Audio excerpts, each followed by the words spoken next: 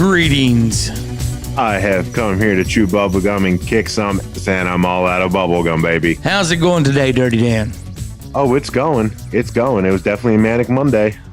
Oh, I was just telling somebody earlier today that one of my pet peeves is when somebody comes up and goes, "Looks like you've got a case of the Mondays." For some reason, that just infuriates me. That really grinds my gears, so to speak. I don't know why. You know else will grind your gears, Goose? What's that? Not pushing the clutch in. Well, yeah, definitely. Is there any phrases like that get under your skin? I have no idea why that one bothers me, but it really bothers me. No offense, but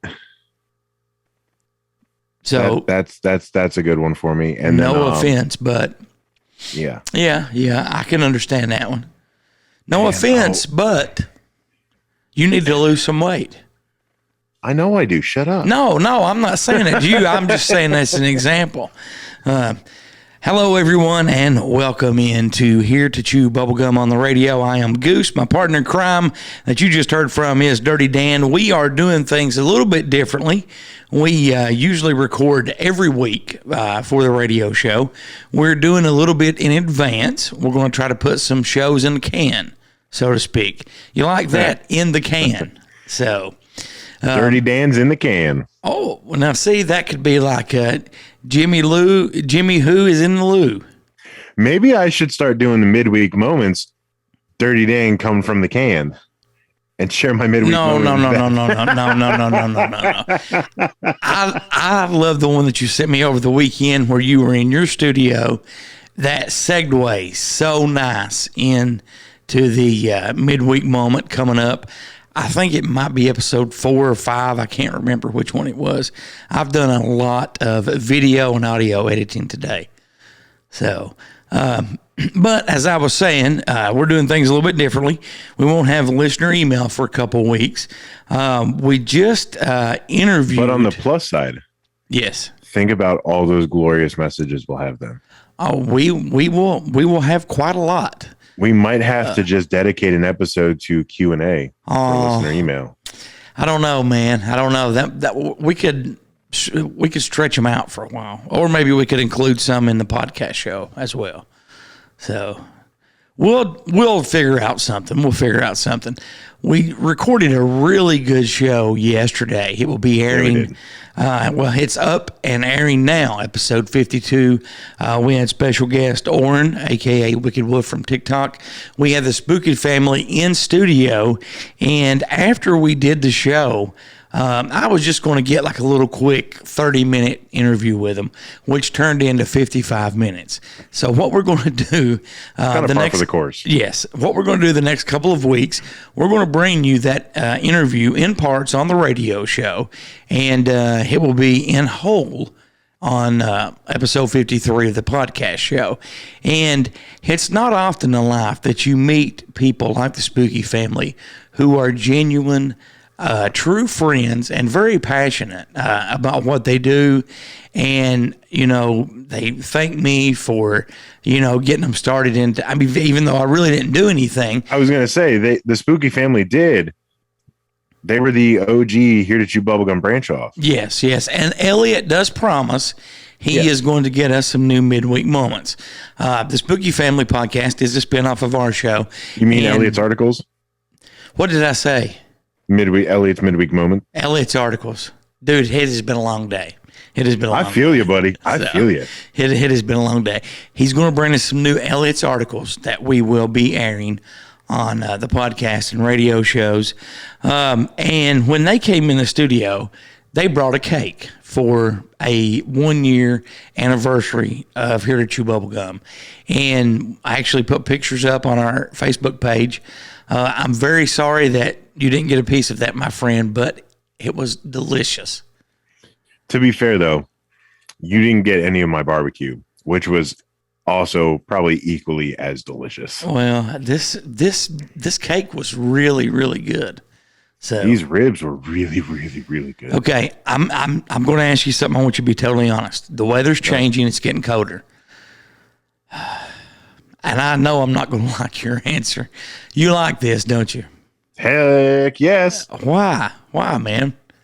Because it doesn't come in a V-neck. I don't know about you. I really don't know about you. But coming up in this episode, like I said, we will be bringing you part one of the Spooky Family interview, and we will also be bringing you a new episode of the Mysterious Appalachian Mountains with Seth Ambergy, and we're also going to start featuring that on a podcast show as well. Dirty Dan, I'm going to tell you about some creepy declassified government documents, if that is okay with you.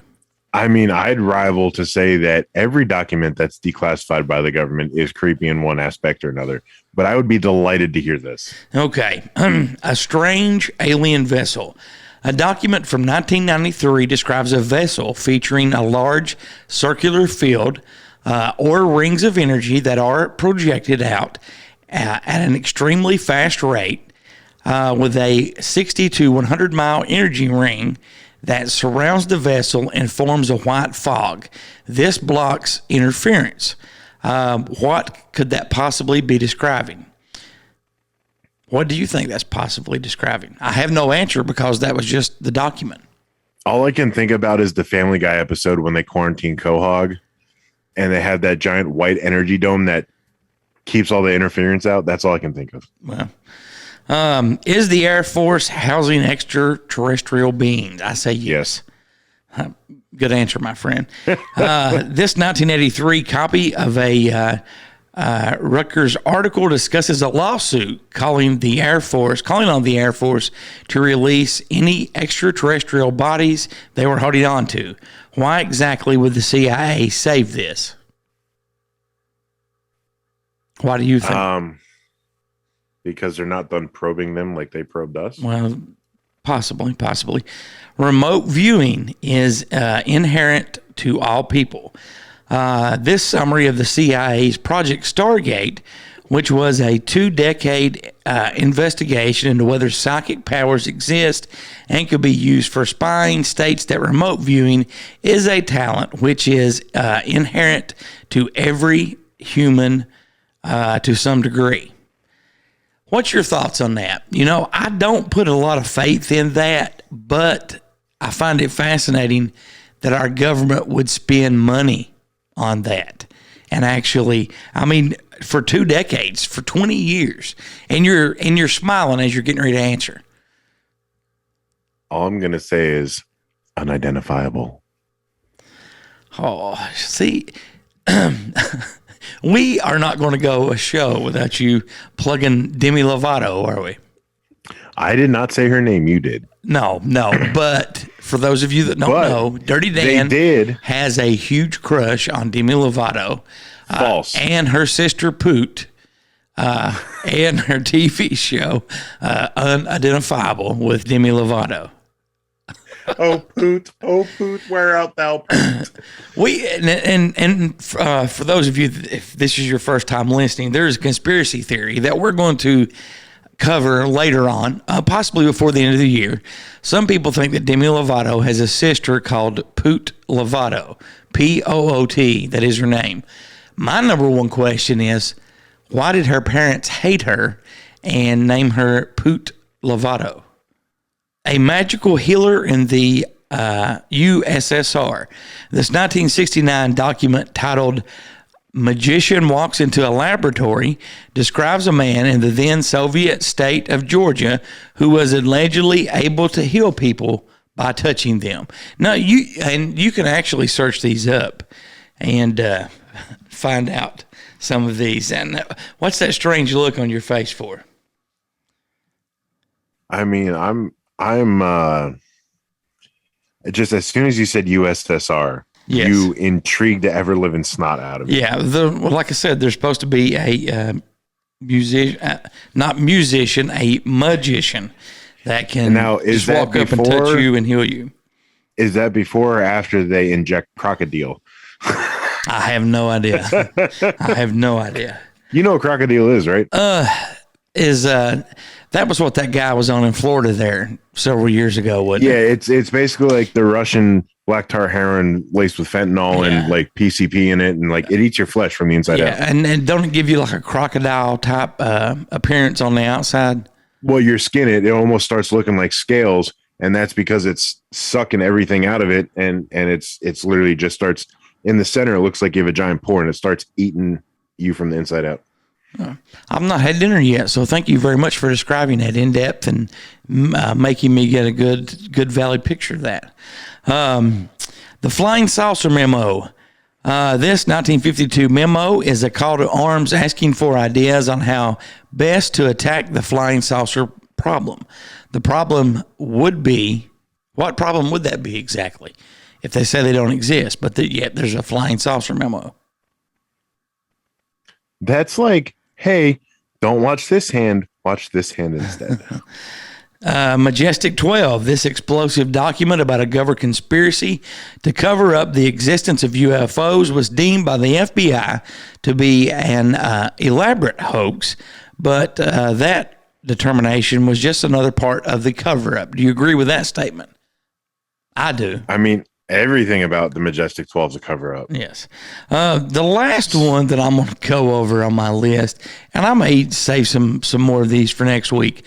New Mexico crash. We're all familiar with the Roswell crash, but how about a 1950 account by an Air Force investigator stating that 3 down flying saucers were recovered in New Mexico, each of them containing 3-foot-tall humanoids in metallic clothing. I know you are. You raised your hand. And what I find interesting about that little declassified, creepy government document is the height and the clothing that they're wearing is a dead-on match for Roswell, for what people have seen and stated and so forth. Well, now the height's a little shorter than what I've heard most of. They're more around the 4-foot area than the 3-foot. Right.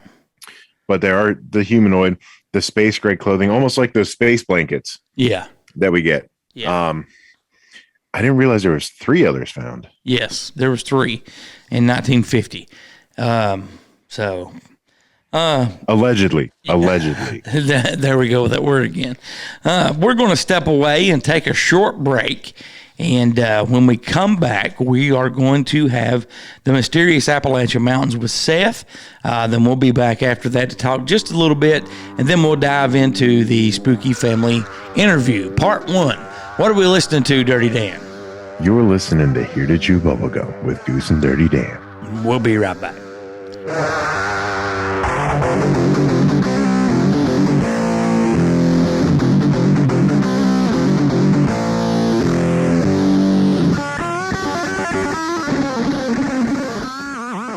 Diving down the rabbit hole while we take a break. You're listening to Here to Chew Bubblegum with Goose and Dirty Dan.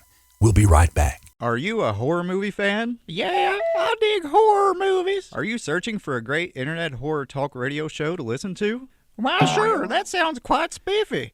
Then you need to tune into deadpit.com. It's the original horror talk radio show. Dead Pit is a show by the fans and for the fans. Uncensored and unbiased opinions are the goal of the show, giving fans honest reviews on new films and vintage classics of the horror genre. Make deadpit.com your #1 horror station destination.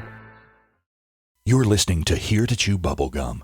If Abraham Lincoln were alive, he'd listen, but he's dead. The Mysterious Appalachian Mountains with Seth and Earl. This is a story out of Pikeville, Kentucky, October 16th of 2012. In Pike County, in 2012, an amateur astronomer in eastern Kentucky observed a UFO that he described like 2 something bulbs side by side parallel, shining very brightly. It would get so bright they would seem to merge, and you could see it very clearly with the naked eye, he said. Then it would dim down, almost invisible. It wasn't anything I recognized, definitely not an airplane, and I've never seen a helicopter that looked like that. Others in the area reported seeing the same craft, and despite making national news, government officials could offer no explanations at the time. The UFO has since been explained as a test flight of a solar-powered internet balloon. But why didn't anybody know about it? Wow, man. There's been a lot of reports of UFOs, and the government always says that it is an internet balloon. Back in the day, it was a hot air balloon. So every time people see a UFO and stuff, man, the government has something to come up with an explanation for it. And the explanation now is a internet balloon. The old explanation used to be a hot air balloon. So I mean, man, the government will find ways to always think of what they can for explanation for UFO sightings and stuff, man. And this has been the Mysterious Appalachian Mountains with Seth and Earl. Y'all have a good night, and God bless.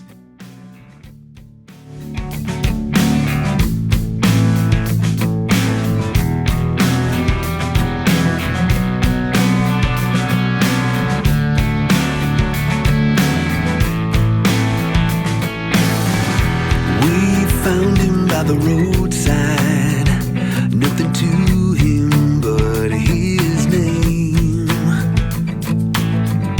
He struggled to his feet, withered from the heat, cussing at the street.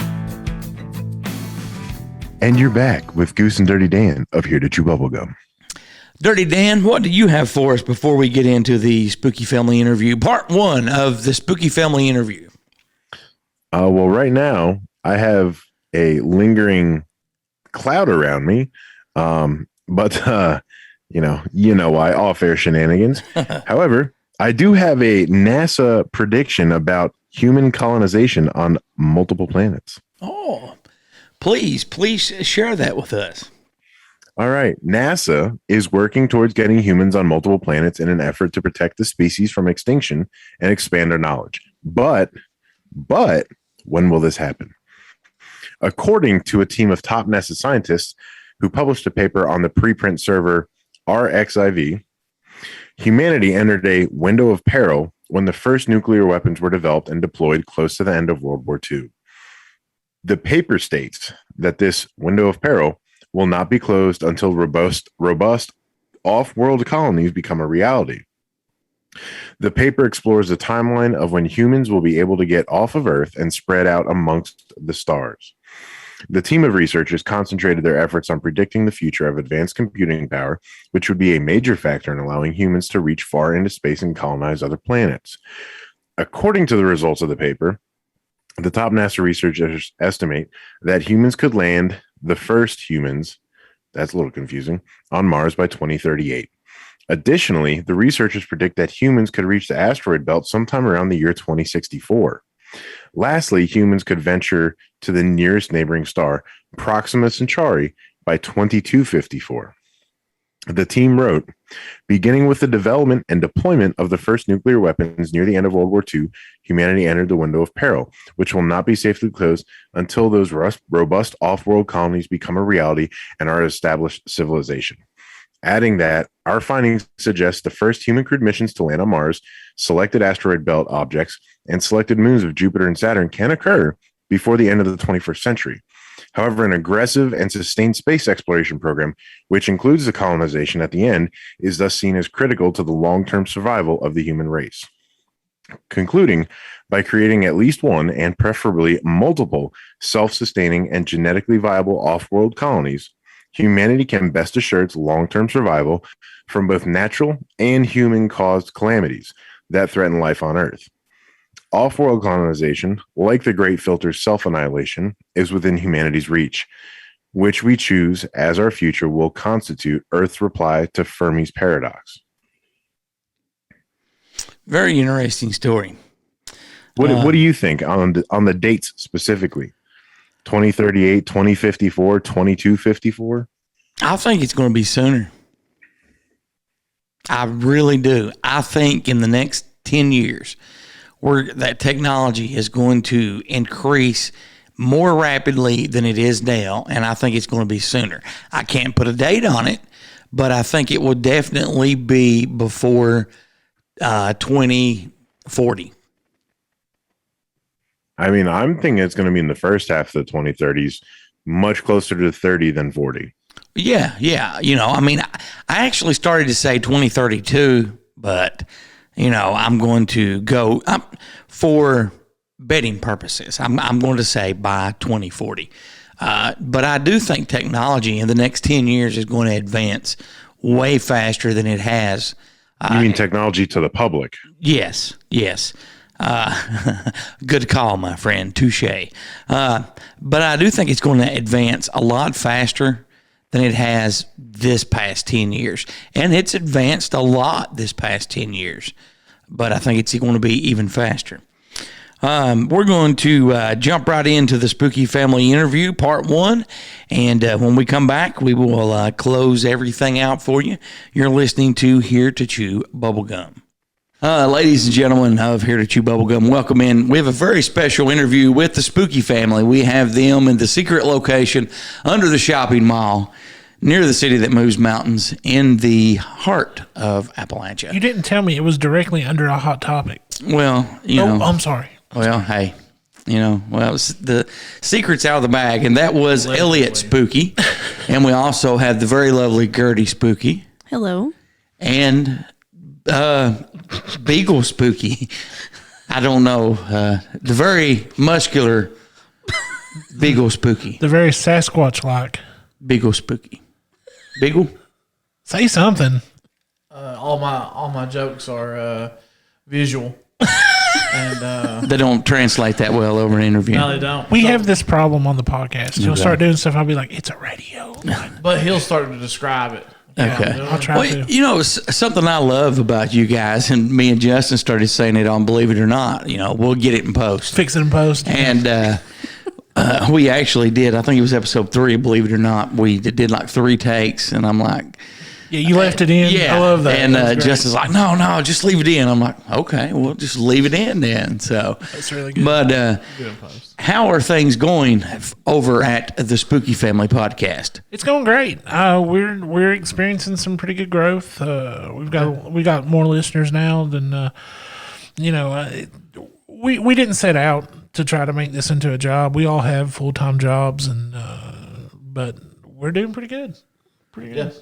Last we enjoy it. So 2 weeks, I would say, maybe 3. Well, probably last month. Yeah, we've had just a huge increase in. I'm going to say quadruple. Yeah, about. I'm going to put that success on the tournament. I'm thinking a lot of people enjoy that. People like to come and take their opinions and like to hear other people's opinions about when one thing is better than the other. Yeah. Why? Yeah. Well, Chris Sloan with the Mountain Mysteries podcast was sitting in this studio about a month ago, and off air, he told me and him were talking, and he said, believe it, Rick Dees gave him this piece of advice. People love to eavesdrop on people's conversations, and a podcast is kind of like you're eavesdropping on somebody's conversation. And if you've got a really good conversation going, you're going to get really, you're going to get more listeners involved. You're going to get them to listen.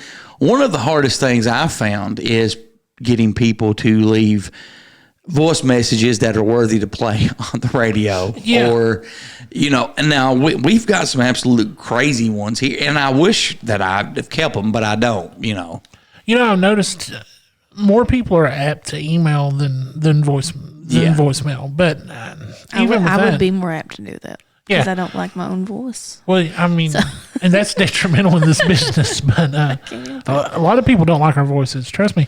But yeah, I agree 110%. It's hard to get people to get involved, if that makes sense. But once they do, they stay involved. That's why we all have regular writers. You've got Dixon, We've got Tanya, as a group, she writes to everybody. Yes, she does. And she wrote about a month, well, not a month ago, maybe a couple weeks ago, and maybe 3 weeks ago. I've just not had time to sit down and message her back. Yeah. Because I don't want to give her just 1 or 2 lines. I want to sit down and, because she gave me several paragraphs. Yeah. And I want to devote enough time to her to sit down and respond. And I will, Tanya, if you're listening to this, I'm sorry I've not responded yet, but I will very soon. We've got a couple of people who write in. There's one guy. He has a name very similar to a serial killer, and we always joke that he was really the serial killer who was running, and then that's become kind of a running back and forth joke. You know what I'm saying? But once we get those people who will talk to us and establish a relationship with us, that's when it starts getting good. I love listening to Dixon 09 emails when they come into Here to Chew Bubblegum. Or Ballin' Cox is the funniest stuff in the world. Yes, yes, he is. That is great. And he wrote us. We've not read it on air because we don't really do a lot of read your emails on air. Right. We every time somebody writes us, we always get in contact with them, but we don't always read it on air unless they specifically say, "Can you read this on air?" Yeah, can you read this on air? Because most of the time we deal with ghost stories, and sometimes people want to keep that private. But that's the thing, is that we really want to make sure that we establish a relationship, and it's hard. It's hard to do it on voicemail too, because you don't have that immediate feedback. Right. You know what I'm saying? Email, you can write me, and usually it's maybe 2 hours we've already wrote somebody back. You know what I'm saying? So I get that. I understand. Gertie, what's the most fun that you've had doing this podcast? Probably our ghost hunt. That we've done. Yeah. That we did kind of all together. I guess we could discuss. Can we discuss it some? Yeah. Is that okay? I'm looking to Elliot, please. Is that okay? Yes. So he keeps me on track because I forget what we're doing when we were doing it. But yeah. But I think I just had the most fun doing that. I've always seen the building that we went to. I'd always seen it in the background. Never knew what was inside of it. Found that we had like a familial tie to the place, Beagle and I, which was cool. And then had some strange stuff happen while we've been there. Now, what was the strange thing that you had happen while you were there? Can you share that with us? That was actually on our return trip to finish up some getting some audio files, some EVPs that we had captured on our previous hunt. As we were recording, I believe it is on the noise that started it all. Yeah. I believe it was so loud, it was caught on all 4 mics. Really? It come from upstairs. No one was up there. And everyone stops and says, "Wow, man, that's a loud noise." Mm-hmm. And from there, me and Gertie wanted to go investigate a little bit more, so they allowed us to go through there. We were standing looking into a particular room that I actually caught a video of an orb in. Directly in front of me, I watched an orb appear and shoot from the location that it appeared from left and disappear. As I walked more into that room, me and Gertie then began to see shadows walk as if they were in front of us, but casting a shadow onto the hearth behind them.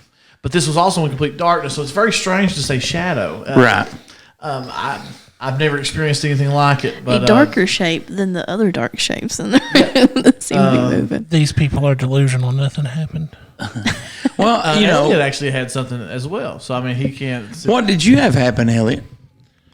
It was a weird thing. It was a shadow that moved from one end to the other, and a door opened in front of me. But you can ask these two. As soon as we got to the car, I was trying to think logically what made this happen, and they both called me an idiot. They were like, "There's no way, you know better." And the more I think about it, the more they're right. I mean, it is hard to see that stuff in person.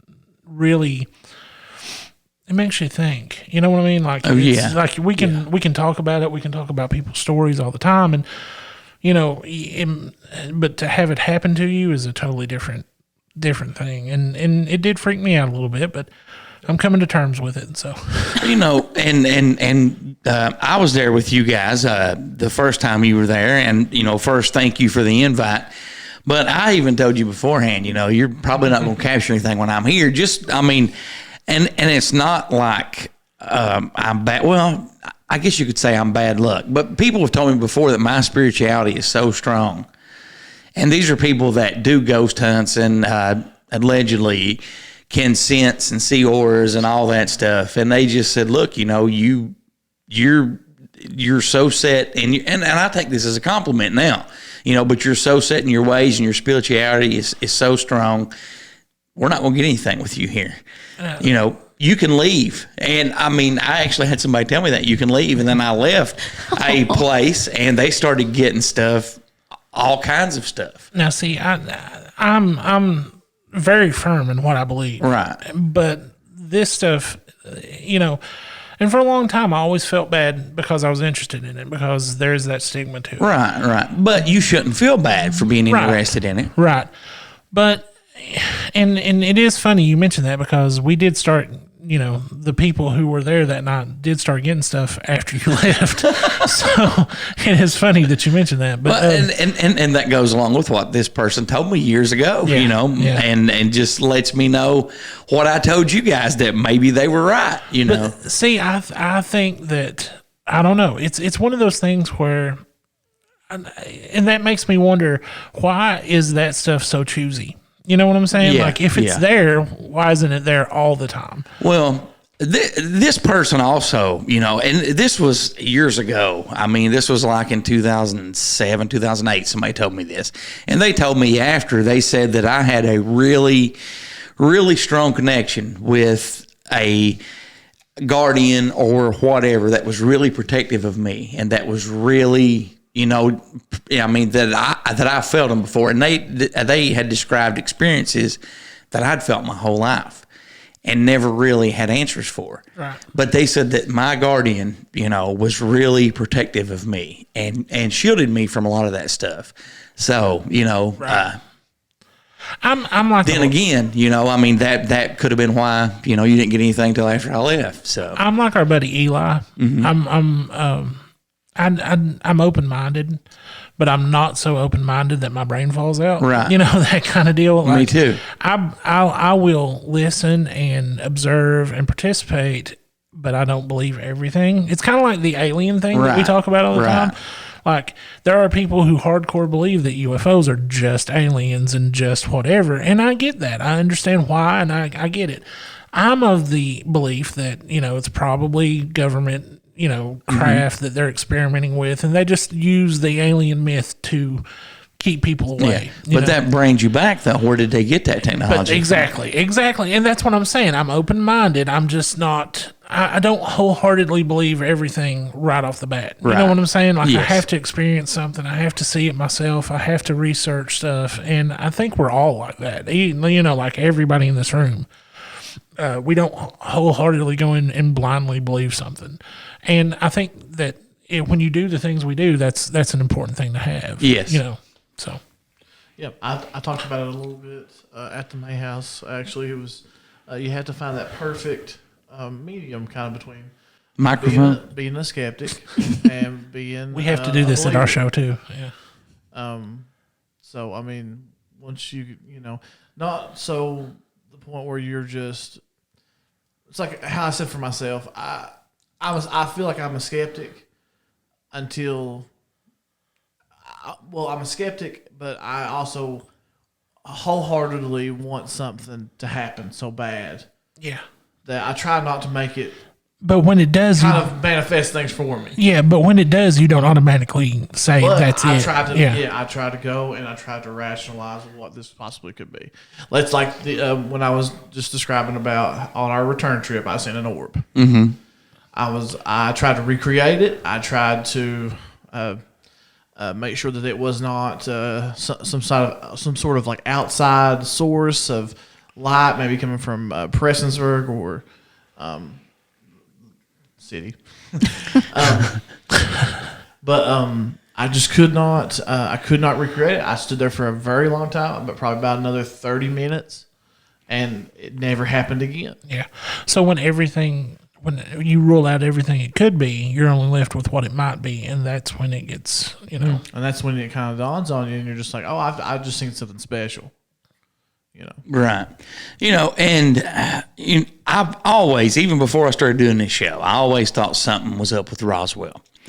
And, I'll say from the get-go, the reason I think that is because I think the first story that they put out was true, because they had never had a scenario. What happens in this situation?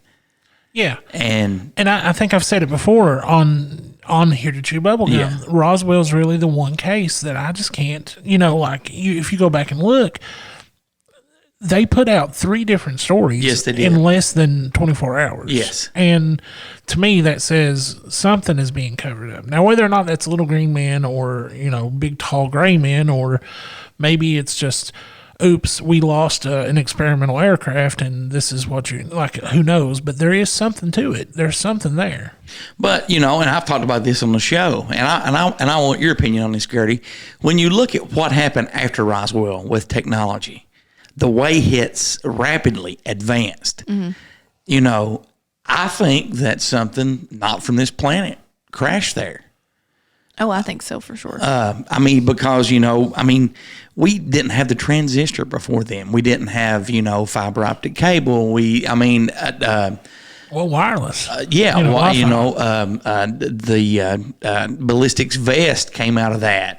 There was just so much technology that nobody had ever thought of. And you look at just 20 years before, we were like way, way, way behind, the start of the industrial age. And then it's like, boom, it just shot up really quick at a rapid growth.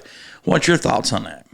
I agree with you. I think there was something to that. I think that we took whatever landed and we reverse engineered what we could understand. And it's taken a while. And I think maybe, I don't know, I assume that we have other craft now that we've collected from one means or another. Yes. If we've seized it or not, I guess, from private individuals. But us as in the U.S. government, not the spooky family. But no, we've got it. But there's we've got the garage. We've got the outbuilding and we've got everything in there. But yeah, I believe Bob Lazar. I think that there is something very much to that, and I think he did work on that. I think there are more people. And I think there are people that will never know what happened to them because of what happened to them at those sites. Bob Lazar is a very credible source. He didn't He didn't look for money out of that. No, he did not. He didn't want fame out of that. No. But yet his life was miserable after what he released. Yes, it was. So, and that's one thing I look for in these cases is, are people setting out to make money from it? And if they are, I'm done with it, and but then you've got people like Lazar, you've got people like Betty and Barney Hill, it ruined their lives. Yes, it didn't help them. It didn't financially set them in stone or anything. It just, why would you subject yourself to that much ridicule, and with no monetary gain from it if this was not real? And then you've got people like Travis Walton. That's a hard one, ain't it? I've met him. I've talked to him. I have never met him. Scarefest. We met him at Scarefest a couple of years ago. Did he seem like? Was he? He seemed like a really good dude. Did he talk any about his? No, that's one of the things we didn't press really. Right. We just talked to him for a second or two. But what do you do in that case? That is a rough one because the people around him say no, but then they switch their story so much and. But, then you look back, and I don't know how many years ago it's been, but they had the game show where they put you in a lie detector. Yeah. And he failed miserably. Yeah. Miserably he failed. Now, and I do understand it's so many years after the alleged incident. But if something like that happens to you, you're going to tell the same story over and over and over and over. You're not going to deviate from it if it happened. No, you're not. Which I have read. I've read theories that people say the reason that credible people at first end up being non-credible later is because people lose interest in their story. We live in a story where there's a 24-hour news cycle. Yeah. After a while, that goes away. The Tic Tac UFOs and all that stuff. It was only relevant for about a week, if even a week. And some of these people feel that, I got to get my story out and, I got to make it more fanciful for more people to believe it. And then they get caught up in it. And once you get caught up, the rest of your story, even if it was real, doesn't matter. I've heard that before. But to me, you're right. You're absolutely right. If it happens and you're telling that story, you're not going to change it as you go along. And even if you had told a lie that many times over the years, you would convince yourself it's true. Yes. You should be able to pass a lie detector test. Yes. Yeah, I agree. It's just, I'm on the fence with him. But it's such a compelling story. Oh, it's a very compelling story. Yeah. If I had to pick, I would pick that his was false. If somebody says, "Hey, you got to pick," I'd be like, "It's false." Yeah. Well, Rendlesham. Have you ever heard of the Rendlesham Forest case? There you have like actual military people who took notes as it was happening and have copies of it, but then their stories are completely different. Yeah. You know what I mean? Like it was a different experience for 3 different people that was there. Yeah. But they all by design of the phenomenon? Or is it by design of the phenomenon itself? Yes. But even with them, they all 3 stuck to their stories, their individual stories. They didn't change it to try to make it seem, you know what I mean? Right. So I get what you're saying, and I agree 110%. Well, let me ask you a question. Antarctica. What's your thoughts on Antarctica? It's a strange deal. Again, like why aren't we there? Like what did Admiral Byrd find? Well, I mean, sent him back. You can even go back to YouTube and watch some of the black and white interviews with him, and he's talking about past the ice wall. Yeah, is this land that is just like our land? With trees and warm weather. And I mean, this is the man that was in charge of our Navy for like the longest time. So I want to believe him because I'm scared of what we were doing if I didn't. I do believe him because I think it was his son that took his diary after he died. Mm-hmm. And he was on a way to a symposium to speak. And he was going to read first time ever publicly out of his dad's diary. He didn't make it to that speaking engagement, and his body was found so many days later, and the diary has never been recovered. Right, and to me, that's another big proof that something is right. Something is there. Yeah. Yes. I agree 110%. That does that all the time. Shed light on the situation. Yeah, but and then there's the people make the argument like how much of this stuff is true. You can find it on the internet. Like you can go and you can Google Admiral Byrd and it pops up. Well, if the government really didn't want that out there, or if people didn't really want that out there, why can everybody access it? Okay. Well, that's why the internet's so dangerous. Exactly. And to me, also, it really. And that's why we keep, putting internet regulation stuff into bills in the back of 700-page, bills that we're trying to pass. Also, there's the whole idea of hiding stuff in plain sight. I go back to the Men in Black. One of my favorite topics ever is the Men in Black. And there's an episode of the X-Files. And you've watched the X-Files. I think everybody's watched the X-Files in here. But the Men in Black are in it. And when they show up to silence this witness, one of them looks like Jesse Ventura and the other one looks like Alex Trebek. And I was thinking, man, that's an odd choice of actors to play the Men in Black. Well, like in the next scene, the guy they visit actually says it was Jesse Ventura and Alex Trebek. And, they're trying to, like, the whole point of that show, of them doing that, was they try to make something sound so unbelievable that even if you tell the truth, nobody's going to believe you. And, that's the same thing with all this information on the internet. I'd say there are pretty credible pieces here and there on the internet, but then they're so ingrained in this other wild, fantastical stuff. If you read it and then you read that, you're not going to believe it because it's mixed together. You know what I'm saying? Yeah. Does that make sense? Yeah. Oh, it makes perfect sense. And I don't know. Sometimes I feel like maybe we're helping that by doing these podcasts, and I don't know which side we're on. Sometimes I wonder if would we be labeled misinformation, or would we be labeled as people trying to get information out? Or is it a combination of both, and we don't know it? If we lived back in the 50s, and we were talking about this stuff out in the open like we do, we would be. There's no doubt in my mind you would have government agents that would follow us, that would infiltrate the group and so forth. Yeah, and it may be happening. We don't know. We would lose our jobs. Maybe that's why Justin Perkins showed up. Maybe he, he's a G-man. We don't know. Well, he does work for the government. He does. So, I'm telling you. And he's very smart. Yes, he is. Don't watch yourself around that guy. You can go back though to some of the encyclopedias. I think they're from 1952 was the last year that mentioned anything about Antarctica having trees and growth and the warm weather. After 52, yeah, they totally changed them. And they changed it basically to just, it was an ice. Yeah. It was all ice and uninhabitable and yeah. Yes. Okay. And then you can look at what maps. happened in 52 to what was the catalyst? Well, that was when Bird and that whole what was the name of that? The high jump. Operation High Jump. Operation High Jump. Yeah. And then like in 53, you had the, that's where it's like you said, snow covered, nobody could live there. And then it was it 56 or 58 that it was off limits to everybody. I think it was 56. Oh, even if you could get there, I guess, from South America, you cannot enter. No, it was off limits. Okay. So it's crazy.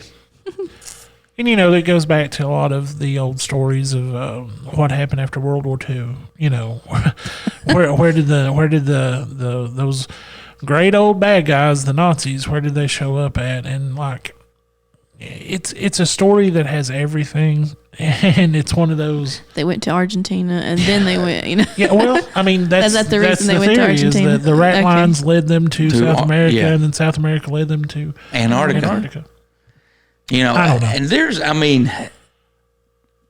hope that we know the truth in my lifetime. I'm a little bit older than you guys, but I hope we know the truth in my lifetime. I would like to know, just if they could just settle one thing. I saw this week they are holding back the JFK records again. Yeah, like why? What was the reason again? I read it, but it was an odd something about security. An odd phrase. I was like, oh, all right. I'm not exactly sure how they phrased it. But it makes you wonder after all these years, why are they still closing those records? Yeah. What are they trying to save? What are they trying to keep safe? Beagle, what do you think they're trying to close those records or keep them hidden? It's like how a topic comes up a lot here. I'm here to chew bubblegum, but disclosure. I mean, you can't give everything out. I mean, there's something there that is either they just can't, or it'll possibly change everything. It's just like does every president have that book that they have all the secrets in? The Book of Secrets. Yeah, that's what everybody. There's a theory. Well, and there's some people that claim, and you can find documentation of this, that before JFK, that was tragically killed in November. By February, he had demanded to know the truth about UFOs, unidentified. He had demanded to know all of it. And then the Federal Reserve, all that stuff. And some people say that, that was the reason. That was the reason. He planned to shut down the CIA. I mean, JFK painted a lot of targets on himself, and just it's crazy. It's it's scary. I mean, information like that. I mean, it's where do you go? I mean, like, if we find out the truth, what does that do to, or what we think might be the truth? What does that do to the governments? Like, do they all of a sudden you find out that there's people who can fly through space and do crazy stuff? Does that take away power from the government? You know what I mean? Like, well, you're going to have some people that total panic. I mean, absolutely, and that was based that when we can thank Orson Welles for that. Yeah. And I'm going to be honest. Sometimes I think if Orson Welles had never played that radio show, we might would know more right now, because people panicked because they thought that was real. It happened again, like later on, and like we keep saying, well, that wouldn't happen today. Yeah, absolutely it would. Yeah. Like, absolutely it would. I remember on September 11th, like, and this is, I'm not trying to make it fantastical or anything like that. It was just, we heard so many stories without proof, like they're going to blow the bridges, or, you know, like this. I was living in a small town in eastern Kentucky. There was I was at college. There was one gas station, like within, 5 miles of it. The line of traffic was backed up on that day past, like, where the college ended, because there was a rumor that gas prices were going to shoot up to $4 a gallon. And people were going to load up. And people were loading up. And this is all purely made up in our mind speculation that led to this. You know what I'm saying? Mm-hmm. Like, what happens if we found out for sure that was going to happen? Well, and I don't know where this order came from, and you know how I know, but about 5 days after September 11th, police activity was stepped up at a particular power station that was not far from where you went to school. Yeah. And there was a particular lake that had a dam. Yeah.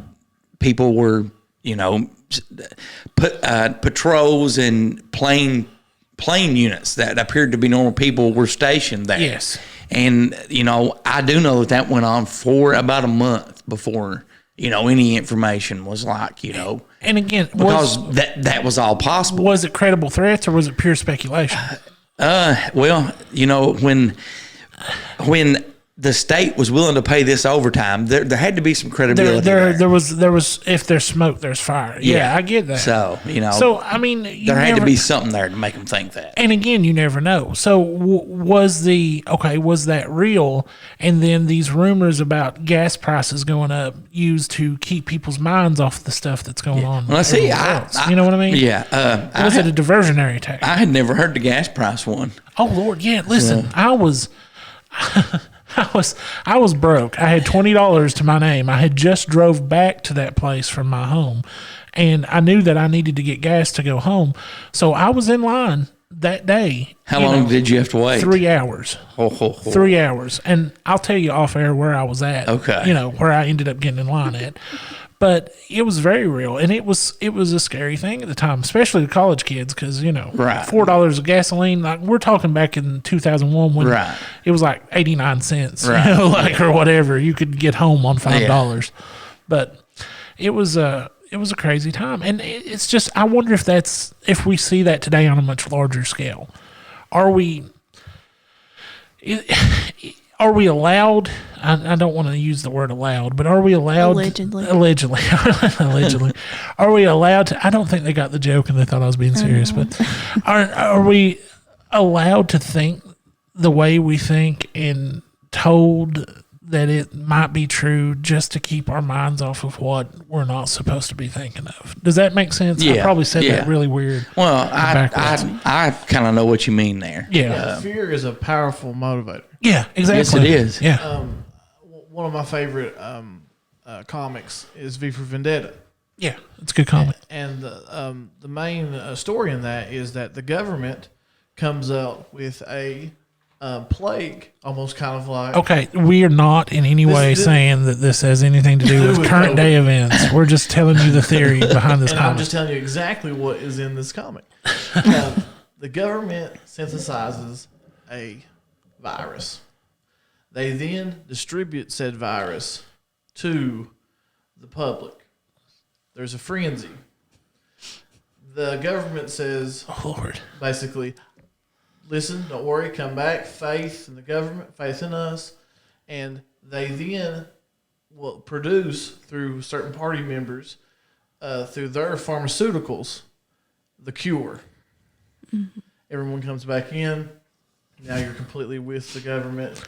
And they got rid of democracy during that, and they came out with a chancellor, basically. And this was a movie? This was a comic book written in the 1980s, and it was later made into a movie. But we are in no way saying that is what is happening today. No. We just want to make that clear. No, Alan Moore is a prophet. And it was... He might have been, yeah. And it was, what, V for Vendetta? V for Vendetta, okay. Yeah. Written by Alan Moore. I have heard of that movie and comic book. I'm going to have to check that out. Yeah. And again, we are in no way saying please. But, if you want to see some of those similarities, the eeriness of it, I'll leave that up to different interpretation.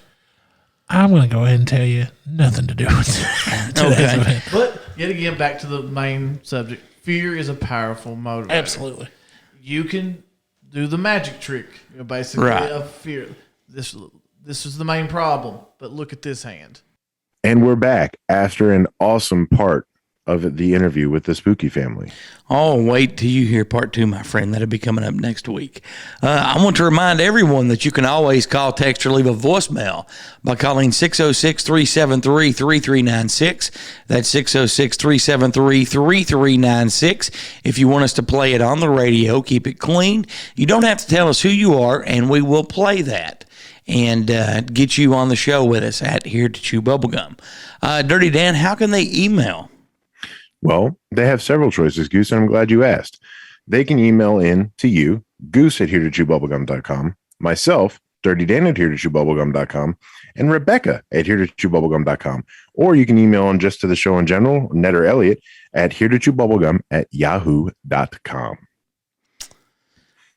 Yes, and we've got somebody new you're going to tell us about starting this month. Is that correct, my friend? Yes. It has officially kicked off, and with our new ventures coming up, which is partly why we're banking these episodes, we have none other than our Ingersoll Lockwood rep, Daryl J. Nickey II, as the CEO of Carbon Capture Shield.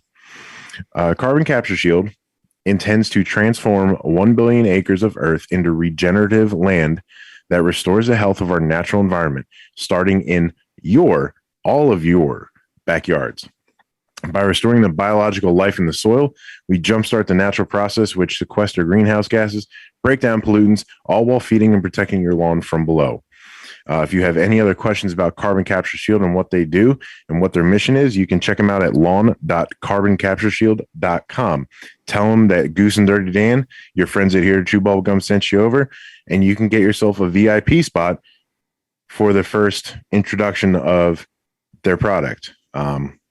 It is a really neat carbon regenerative, healthy, safe fertilizer that won't hurt you, won't hurt your pets, won't hurt your kids, won't hurt any animals, all while strengthening the soil, making your grass greener, making your plants feel better and brighter, and making much more and much cleaner oxygen for us to breathe.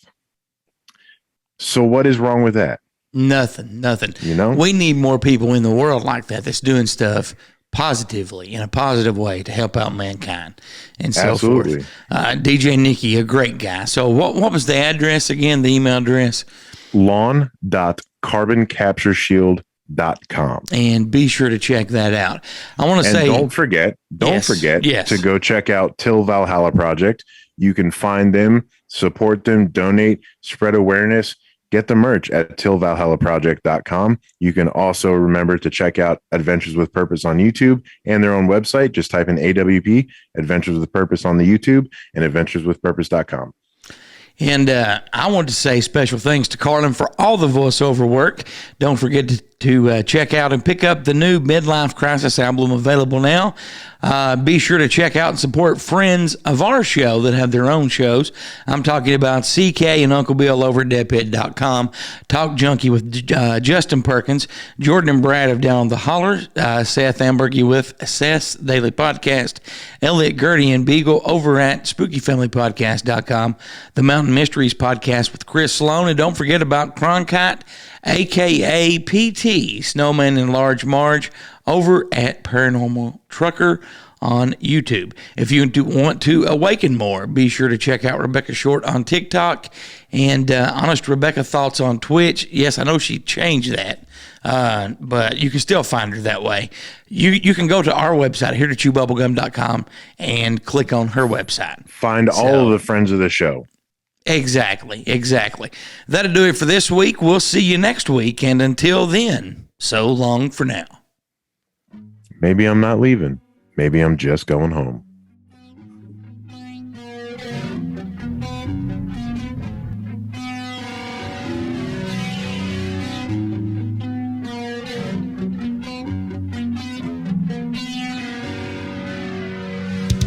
Thanks for listening to Here to Chew Bubblegum. Tune in next time as we dive deeper into things the government doesn't want us to know.